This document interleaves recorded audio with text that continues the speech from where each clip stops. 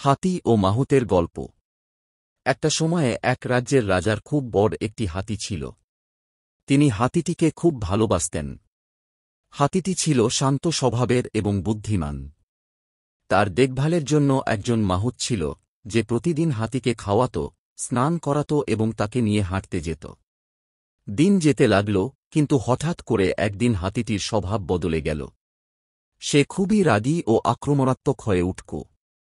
সে কিছুই খেত না, কাউকে কাছে আসতে দিত না। রাজা চিন্তিত হয়ে পড়লেন।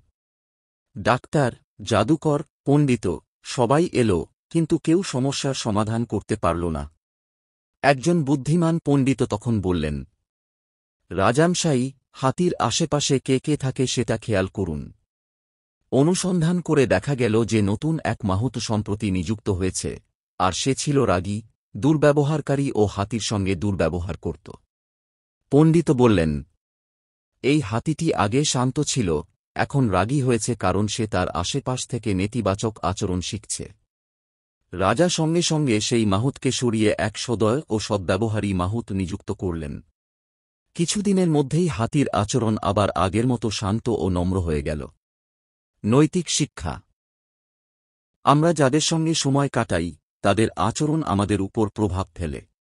তাই ভালো মানুষের সঙ্গ বেছে নেওয়া উচিত।